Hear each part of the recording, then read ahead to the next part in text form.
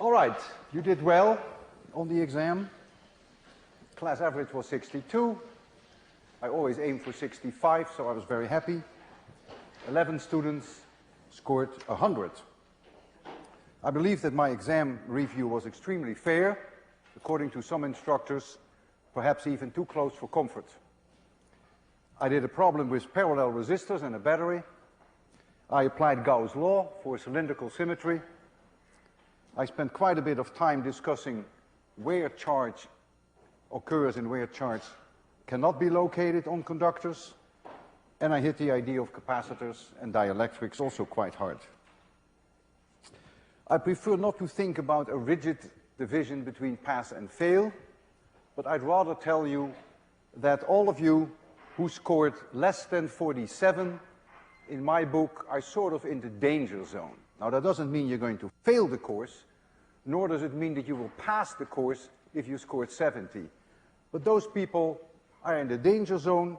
I think you should talk to your instructor, and I'd advise those people also to make frequent use of our tutors. 2 exams to go, plus the final. Today I'm going to uncover a whole new world for you, and you will see how 802 comes in there in a very natural way. The Lorentz force F is the charge times the cross product of the velocity of that charge and the B field that the charge experiences. If I have here a positive charge plus Q, and it has a velocity V in this direction, and the magnetic field would be uniform, and coming out of the blackboard, there's going to be a force on this charge according to this relationship, and the force is then like so. Perpendicular to V, perpendicular to B. In this case, the charged particle is going to go around in a circle. The Lorentz force cannot change the speed, cannot change the kinetic energy, because the force is always perpendicular to the velocity, but it can change the direction of the velocity. And so what you're going to see is that the charged particle will go around into a perfect circle if the magnetic field is constant throughout. And the radius of this circle can very easily be calculated using some of our knowledge of 802. The force is QVB, because I chose B also perpendicular to V, and so there is no sign, the sign of the angle between them is 1. And this now has to be the centripetal force that we encountered in 801, which is mv squared divided by r, m now being the mass of this particle. And so you'll find now that r equals mv divided by qb. And this, by the way, I want to remind you, is the momentum of that particle. If you look at this equation, it's sort of pleasing. If the charge is high, then the Lorentz force is high, so the radius is small. If the magnetic field is high, the Lorentz force is high, so the radius is small. If the mass of the particle is high, there is a lot of inertia, and so it is very difficult to make it go around, so to speak. So a very high mass, you expect a very high radius. And so that looks all intuitively quite pleasing. Let's do a numerical example.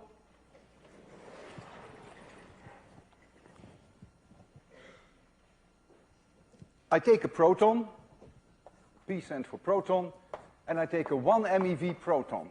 It's the same I took during my test review.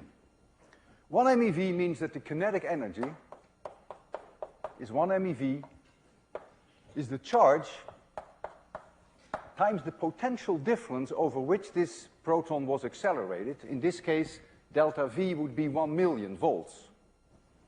And this now equals 1/2 times the mass of that proton times the velocity squared.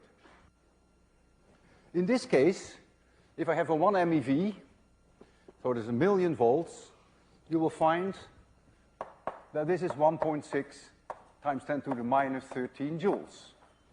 I gave you there the charge of the proton. You multiplied it by 1,000,000, and this is the energy. And so now you can calculate the velocity, because you know the mass of the proton. I gave you that too there. And so you will find exactly what we found during my test review, 1.4 times 10 to the 7 meters per second, which is 5% of the speed of light. Comfortably low, so we don't have to make any relativistic corrections. If this proton now enters a magnetic field B, which is 1 Tesla, then by using the equation I have up there, you know the mass of the proton, we just calculated the velocity, you know the charge of the proton, and you know the B field, you will find that R is 0.15 meters, which is 15 centimeters. So just a numerical example. It is more common, or at least often done, to eliminate out of that equation there the velocity and replace it by the potential difference, capital V, over which we accelerate these particles. And so what you can do, you can replace this V by using the equation I have there, the 1/2 mv squared. So we have that 1/2 mv squared equals Q times delta V, but I will write for that just a capital V. And I substitute this V now in here. And so I no longer see the velocity, but I now see this potential difference. In the case of that proton, this V would be 1,000,000. And you will find then that R is then the square root of 2m times that capital V divided by Q B squared. So the two equations are, of course, the same physics, but it's different representation.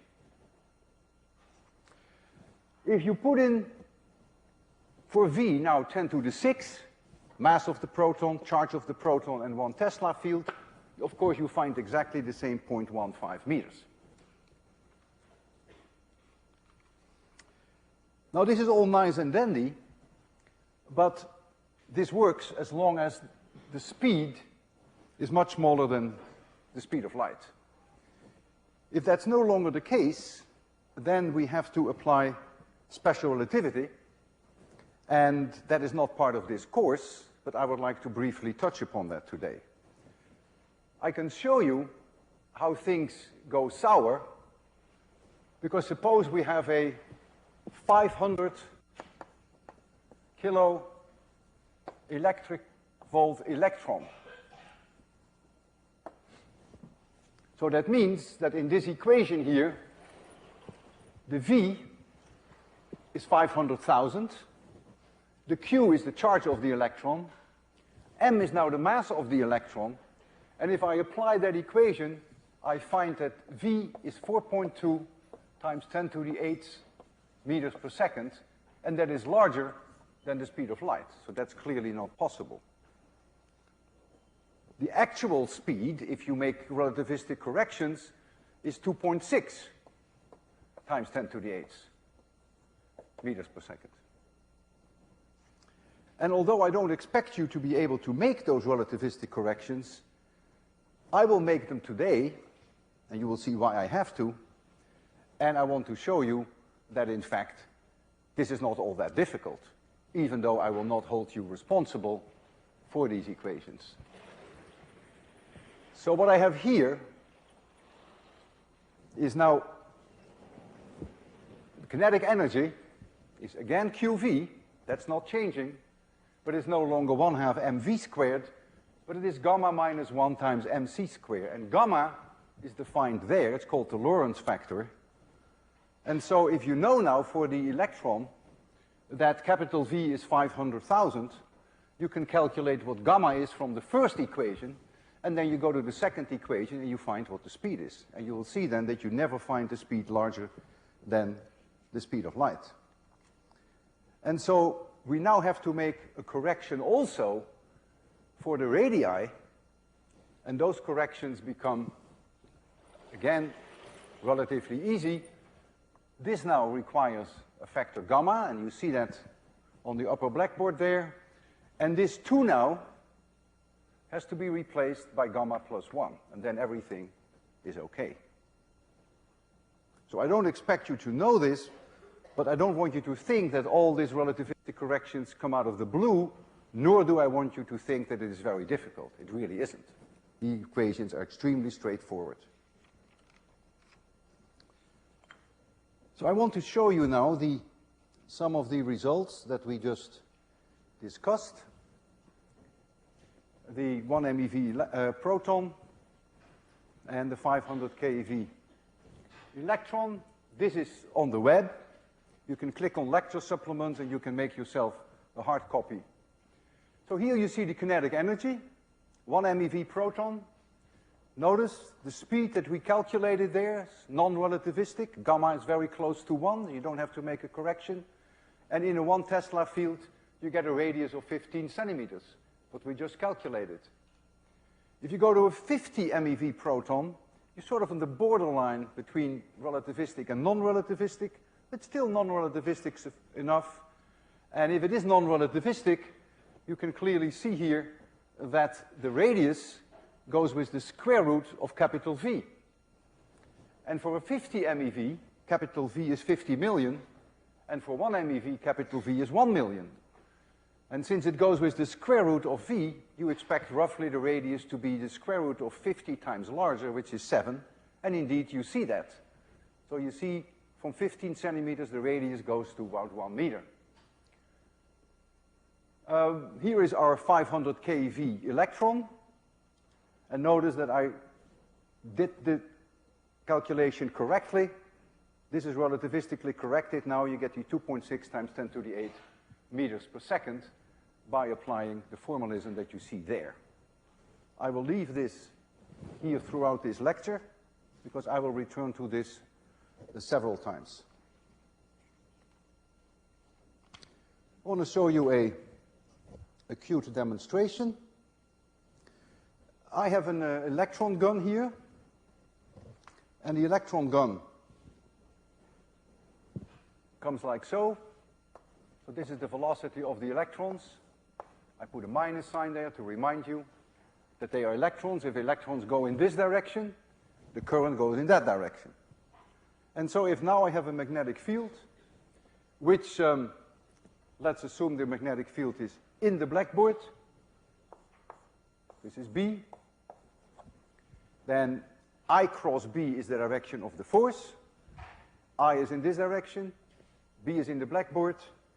So if I'm not mistaken, I think the force is in this direction, and so you will see that it starts to bend in this direction. If you change the direction of the magnetic field is coming out of the blackboard, then the electron will go in this direction. And I can show you that here. It is not too different from the distortion experiment that I did when I had the television program there and I had this strong magnet and we distorted the image. But this, of course, is a little bit more controlled. So, I'm going to see the image there. And we want to make it quite dark in the room. And turn on the electron gun. So you see the electron gun, it strikes a fluorescent screen, and that's how you can see it. And I have here a bar magnet, and if I hold the bar magnet behind it, then I can create more or less situations like this. I can flip over the magnet, and then the direction of bending should change. So here I come with the magnet, and you see, curve up the electrons, I turn the magnet over, and I come in again, and they curve down. Very straightforward, very simple.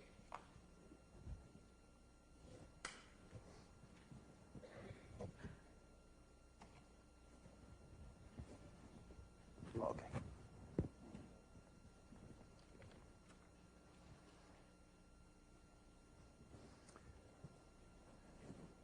There is a fantastic way in physics that we can separate isotopes from one and the same element. If we, for instance, take uranium, then uranium, when you find it, it's for 99.3% uranium-238. That means it has 92 protons, otherwise it wouldn't be uranium, and it has 146 neutrons. 99.3%. 0.7% is uranium-235. Again, 92 protons, otherwise it wouldn't be uranium, but only 143 neutrons. And that you'll find in nature for 0.7%. So you go to a chemist, and you give a chemist a little bit of uranium, and you say, would you please separate these two isotopes for me? And he, of course, would laugh at you, and he would say, go fly a kite, because the chemical properties are exactly the same for the two, because uranium is uranium. Neutral uranium here has 92 electrons, and neutral uranium here has 92 electrons. So there's no way that they could separate those. And I will show you now how they can be separated with what we call a mass spectrometer. You heat the uranium so that it ionizes. Let's assume it's ionized 1, so it loses 1 electron. So it's positively charged with 1 unit charge, one of those charges that you see here. And we now accelerate it over certain potential difference, so these uranium atoms, the 235 and the 238, get a certain speed. And they come in here with this speed, v. So they're positively charged. And let's assume that we have a magnetic field that is uniform, and that is in this direction. It comes out of the blackboard. So what will happen is that these charged particles, which are positively charged now, 1 unit charge, are going to go around a circle and hit here. This is a radius. But if you look here at these equations, so you will see that the radius is proportional with the square root of the mass of the particle. And the mass of 238 is 1.2% larger than the mass of 235. And so it's 1.2% larger, since we have the square root there. You see here the square root. We accelerate them over the same potential difference, so this one doesn't change. This is the only thing that changes. So then you expect an 0.6% change in radius, and so the 238 will end up here. I exaggerate that very highly, and the 235 will end up here. The 238 has a larger radius because it has a larger mass. And you see that here. There's no change in B, there's no change in Q, and there is no change in capital V. We accelerate them over the same potential difference. And so if the radius, for instance, were 1 meter of this mass spectrometer, then the difference here, remember this is 2r, the difference would come out to be about 1.2 centimeters. And so you have a collector here where you collect your 238 nuclei, atoms, and here you collect your 235. And that is the idea behind a mass spectrometer. Why did I choose this particular example? Well, this example changed our world, and it made history. Uranium-235 was needed by the Americans to build an atomic bomb to end the Second World War. This was done under the famous Manhattan Project. And Ernest Lawrence of Berkeley built mass spectrometers which were able to separate uranium-235 from 238. In the beginning, it went very slowly, about 100 micrograms per day. But a few kilograms was required for an atomic bomb. They finally managed to get up to 1 gram per day, and in combination with other separation techniques, such as the gas diffusion techniques, which I will not discuss here now, they managed to get a few kilograms, and they dropped the bomb on Hiroshima on August 6, 1945, and 3 days later, the bomb was dropped on Nagasaki. The Japanese surrendered, and it was the end of World War II. It's a good thing that there are many peaceful applications nowadays of mass spectrometers, particularly in the medical area. People sometimes require radiation, and they need radiation from a particular radioactive isotopes, but you don't want the other isotopes from the same element, and so you separate them then with a mass spectrometer. It's a whole industry, very important industry. And now I would like to address the issue, how do you accelerate protons to extremely high speeds, almost approaching the speed of light. And that is also something for which Ernest Lawrence is credited. In the early days, it was done in a cyclotron, which I will describe to you now. The cyclotron consists of a chamber which is called a D. This is one D, and here's another D. These are conducting chambers. If you look from the side, it would look like so. This is the left chamber, and this is the right chamber, and all of this is in vacuum. And let's assume that we have a magnetic field coming out of the board, like so.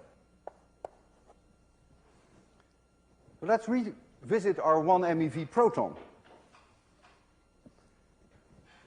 Suppose I release in this chamber here a 1 MeV proton, and I know the speed with which it comes out, because the 1 MeV proton had a speed, oh, you still see it there, 1.4 times 10 to the 7 meters per second.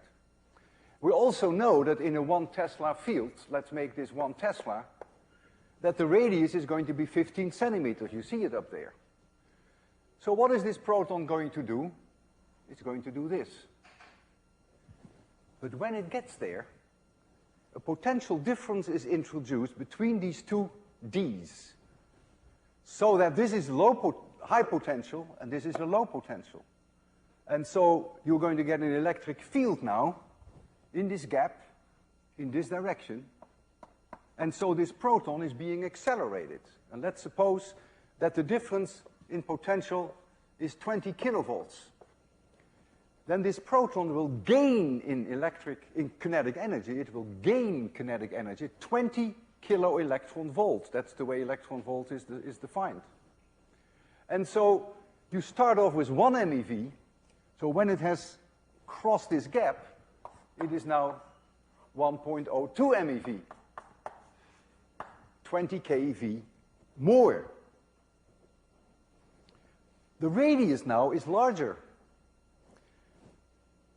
If capital V is 2% higher, and I go to this equation, then the radius is 1% higher. And so when it comes out here, and it makes a circle, the radius now is 1% higher than 15 centimeters. But when it gets to this part of the D, this potential difference is reversed, and so the electric field is again in this direction, in the direction of the proton, and so it is accelerated again by 20 kilo electron volts. Now the radius, of course, is even larger.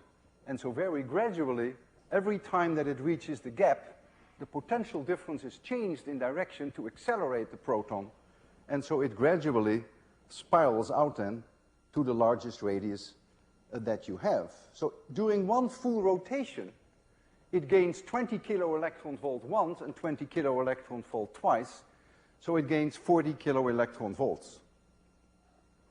And so the electric fields are doing the work. They accelerate the particles. Magnetic fields cannot accelerate. Magnetic fields can change the direction, but they can do no work on the particles. So the magnetic fields confine the particles.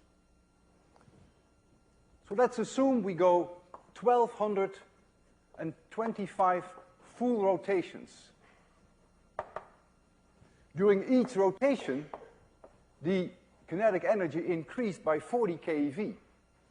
And so if you multiply the two, then you see now that the kinetic energy of this proton increased by 49 million electron volts, because it went 1,225 times all the way around.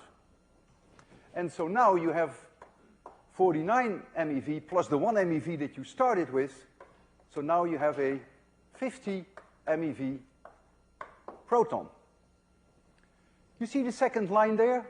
There we have that 50 MeV proton that I discussed with you earlier. In a 1 Tesla field, now the radius is 1 meter. So if this unit had a radius of 1 meter, that would be fine. By that time, it would be all the way near the circumference of this unit.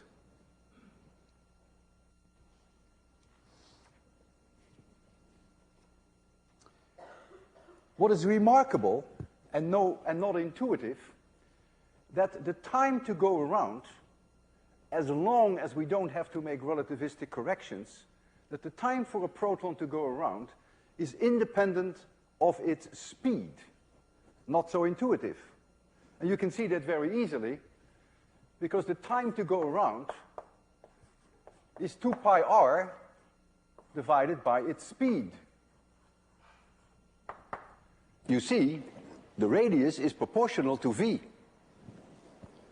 And so the time itself is independent of v, because r itself is linearly proportional with the speed, and so that cancels. And so you'll find now that the time to go around is simply 2 pi times the mass of that particle divided by qb.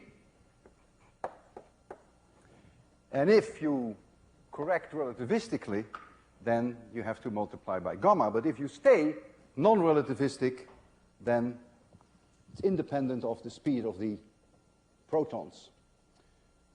So if we stick to this particular case of our 1 MeV proton that became a 50 MeV proton, going around 1225 times, this time to go around once is only 66 nanoseconds. So this is 6.6 times 10 to the minus 8 seconds. To give you some feeling of how fast all this is going. So if you go around 1225 times, that would take only 80 microseconds. So in 80 microseconds, does all of this occur? And that means you have to switch this field twice per full rotation. Make sure that the E field is in this direction, but when the proton comes here, the E field has to be in that direction. And so the switching frequency, which easily be calculated, becomes about 30 million times per second, about 30 megahertz. And all of that takes place in 80 microseconds, and you create 1 MeV protons, you turn them into 50 MeV protons. A mind-boggling concept, but it works. Quite remarkable. Now, because of the relativistic corrections that you see here with gamma, if you go to very high energies, then the time is not constant for a full rotation, so you have to adjust now the frequency with which you switch the potential between these gaps. So if the time increases, then this switching frequency has to go down, and we call those instruments synchrotrons or synchrocyclotrons. They have names, so you synchronize now and correct for relativistic effects. Modern accelerators have constant radii. They are rings. And so if you have a ring with constant radius, the only way that you can keep the particles in the ring when they have a low energy and when they have the high energy is by gradually increasing the magnetic field. So you start off with a weak magnetic field. You go around, huge circle, very large radius, and you gradually increase the magnetic field as you keep accelerating them. And by making the magnetic field go up just in the right way, maybe all the way up to 2 Tesla, you can keep them in that ring. The first slide that I'd like to show you is the slide of an ancient cyclotron. It is actually a synchrocyclotron. It was built by Lawrence in Berkeley. And this was capable of accelerating protons to 730 MeV. You see here a person to give you a feeling for the size. of this instrument. Lorentz received the Nobel Prize for Physics in 1939 for his invention of the cyclotron. The next slide is Fermilab near Chicago. This is one of these modern accelerators, they're also called sometimes colliders, and this has a diameter of 2.2 kilometers. And this instrument this year plans to accelerate protons up to 1,000 GeV. G stands for giga. Giga is the same as billion. So 1,000 giga electron volts would be 10 to the 12 electron volts. The beams of high-energy protons are made to collide with other nuclei to uncover the inner workings of nuclear physics. The higher the energy of the protons, the larger is the impact when the protons collide and the more one expects to learn. By using ever-increasing energies of the protons, which are nuclear bullets, one explores unknown territory. In the news, these colliders are often called atom smashers. That is a flashier name which appeals more to the general public who pays for all this with their tax money. This research is a multi-billion-dollar industry. The words atom smasher are actually a misnomer. The colliders smash nuclei, which are 10,000 times smaller than atoms. The next slide shows you the tunnel of the largest ring in the world, which is in Geneva, at CERN, which is a European collaboration. This tunnel, which already exists for many years, has a circumference of 17 miles, has a radius of 4.3 kilometers, and in here are these protons being accelerated, of course under high vacuum, and with very modern techniques of superconducting magnets, they can even go up now to about 5 Tesla. And in this tunnel right now, a whole new experiment is under development, which is called the Large Hadron Collider, which is considered the holy grail for particle physicists. And it's hoped that that will go on the air in the year 2007 or so. And it will accelerate protons to an unprecedented energy. It will give them kinetic energies of 7,000 GeV, 7 times 10 to the 12 electron volts. So I would like to return to my overhead there so that you can see some of that, what we just discussed. Right there, thank you, Tom. So here we have Fermilab. You see a radius of 1.1 kilometers. I showed you a picture from the air. And so they went up to 1.5 Tesla, so that's the maximum magnetic field strength. You get very close to the speed of light, by the way. And you see 500 GeV protons. And here you see the Holy Grail, the Large Hadron Collider, European collaboration in Geneva at CERN, whereby you have the circumference of 17 miles and the magnetic field that they hope to achieve going up to 5.5 Tesla using modern techniques of superconductors. So if you want to go around in these tunnels, by the way, you need a motorcycle. You go 17 miles around.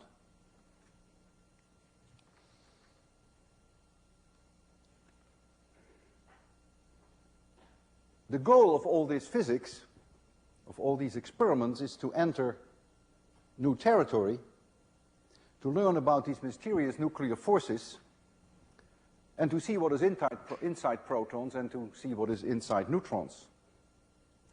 And with these experiments, many nuclear particles were discovered whose existence was completely unknown previously.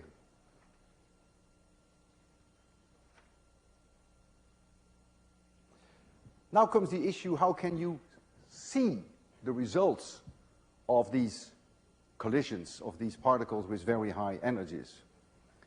Well, you can make the tracks of these particles visible. In fact, today, you will see them with your own eyes. And in the old days, this was done with cloud chambers, and that's the demonstration I will do today for you. But nowadays, they do them with bubble chambers. Let's first understand the principle.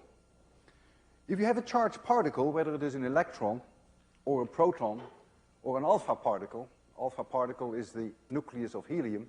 It's 2 protons, 2 neutrons. If it goes through the air, it makes ions. And as it goes through the air and it makes ions, it slowly loses its kinetic energy. And it finally comes to a halt. If we take a 10 MeV electron in 1 atmosphere air, it could go 40 meters. If you take a proton of 10 MeV, it would only go 1 meter, because the density of ions is higher, because it has a higher mass. And if you take an alpha particle, which has a higher mass than a proton, and it has a double charge of a proton, then it would only go 10 centimeters. So it's a very high density track that you would get from an alpha particle. And so one way you can see these tracks is using cloud chambers. And a cloud chamber works in principle as follows. You can just have a chamber in air, 1 atmosphere air, but you put liquid alcohol in there. That's the way we will do it. And you cool the bottom. You see one there, which you will see a little later. And you cool the bottom with solid CO2. And then you get inside this chamber, you get a temperature gradient. And there's a layer there where the alcohol should really condense into little drops, because it's that cold. But for reasons that are complicated, it doesn't do it quite yet. We call that undercooled alcohol. Even rain can be undercooled. Just below freezing point, it's still liquid. And the moment it hits the ground, it would immediately become solid, by the way. That's also undercooled liquid. Now here we deal with an undercooled vapor. And so when these ions are made by these charged particles, these ions act as seeds for the drops, in this case the alcohol drops. And you can literally, with your eyes, visually see these drops being formed. I'd like to go through one numerical example, and I want to go to a 500 keV electron, which you see there. Notice that I corrected the speed relativistically, otherwise you would get this ridiculous number that we calculated earlier, which is larger than the speed of light. And suppose we have a 1/10 Tesla field. Then the radius would be 2.9 centimeters. But after a while, this electron will lose its energy, and then there comes a time that it has only 100 kiloelectron-volt left. By that time, the radius in a 1/10 Tesla field would now be 1.1 centimeters. And so when you look at cloud chambers, at the tracks of electrons, and you have magnets there, you will see the tracks being curled up, which of course is the result of the fact that the radius gets smaller in time, and since the magnetic field is constant, you can see then large radius here, and as the kinetic energy slowly decreases, the radius gets smaller and smaller and smaller.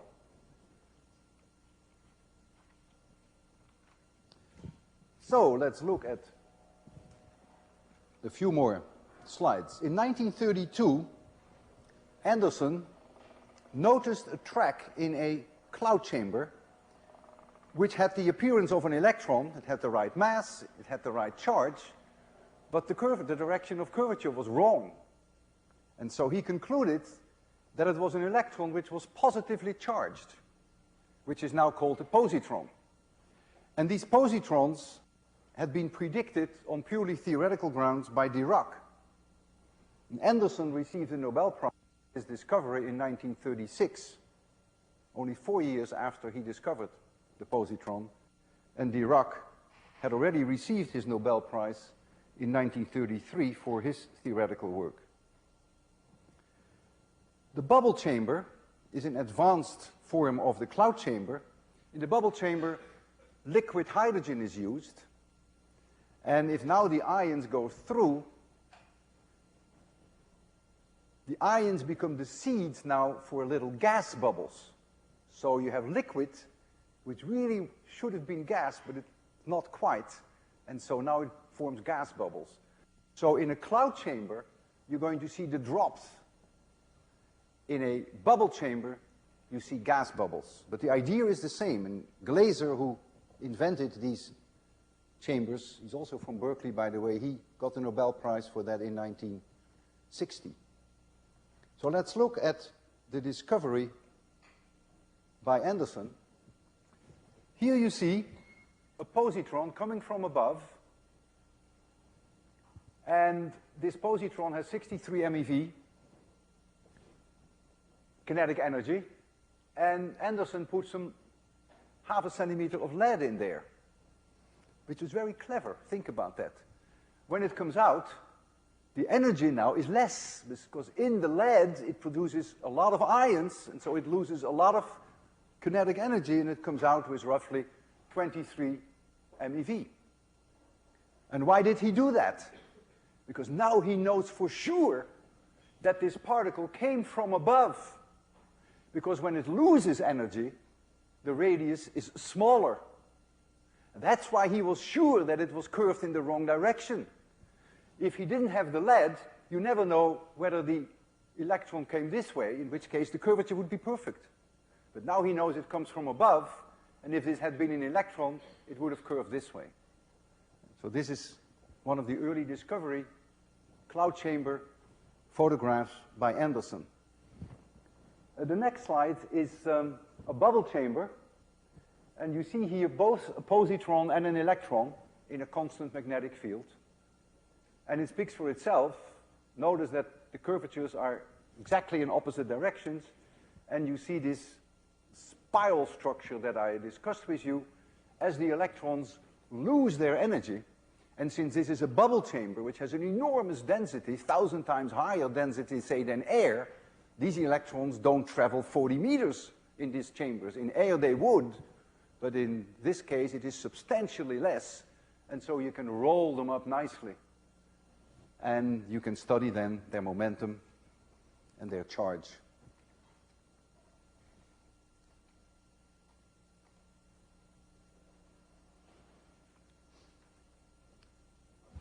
Using accelerators and cloud chambers and bubble chambers, a whole new world of nuclear physics emerged. Wow. And between 1958 and 68, 30 new nuclear particles were discovered. And MIT has always been on the forefront in this research. Professor Sam Ting, who's still at MIT, got the Nobel Prize in 1976. Steven Weinberg, a theoretician who did his work while he was at MIT, got his Nobel Prize in 1979. Jerry Friedman, still at MIT, and Henry Kendall got the Nobel Prize for their work in 1990. And Clifford Shull got his Nobel Prize in 1994. If I summarize the basic idea behind it, which is very relevant to 802, you accelerate these particles using electric fields. That's the only way you can accelerate them. Magnetic fields can only be used to confine them, but cannot change their kinetic energy. But magnetic fields are crucial, because that allows you, as you gradually increase their speed, to confine them, either by a ring, which is done nowadays, or in the old days in these chambers of the cyclotrons and the synchrotrons. And then we have the bubble chambers, in the old days the cloud chambers, whereby you use magnetic fields to get information on the radius of these particles as they are being detected. And out of all this emerged a whole new way of looking at our world and completely new ideas about what makes the world tick. This is nothing short of a revolution. And so now I want to enjoy with you the last 5 minutes of this lecture by looking at a cloud chamber and by looking at some of these tracks. You're going to see a lot of electrons in there. The walls of the cloud chamber are radioactive, just like you are radioactive. Your bones are radioactive. Your windows are radioactive. They emit electrons, no protons. but they certainly emit electrons. And we have in there a radioactive isotope, a rod, which has thorium in it, which produces alpha particles. And so you're going to see electrons which make beautiful spider web structures. Please don't clean up yet. We have plenty of time. To be precise, we have 5 minutes and 18 seconds left. So these electrons, you will see them going like spiders through this chamber. And sometimes they change abrupt direction because they can collide, particularly when they have low energy, and then they ricochet off, so to speak. And then occasionally we may see an alpha particle coming from our radioactive thorium, and that makes a very thick track. And so let's try this. We have an expert here, which is Marcos, who has not only borrowed this instrument, and if you like it, we may actually buy it. It's not cheap. We may buy it. But he borrowed it specially for you, for which I'm very grateful, Marcos. And he also did quite a bit of work to get the light just right. It's not so easy to see those tracks. So, Marcos, you will get a chance to adjust the lights if you want that. We're going to make it very dark. And let's enjoy then this wonderful world, invisible world of nuclear physics. So here you see this, the rod with thorium.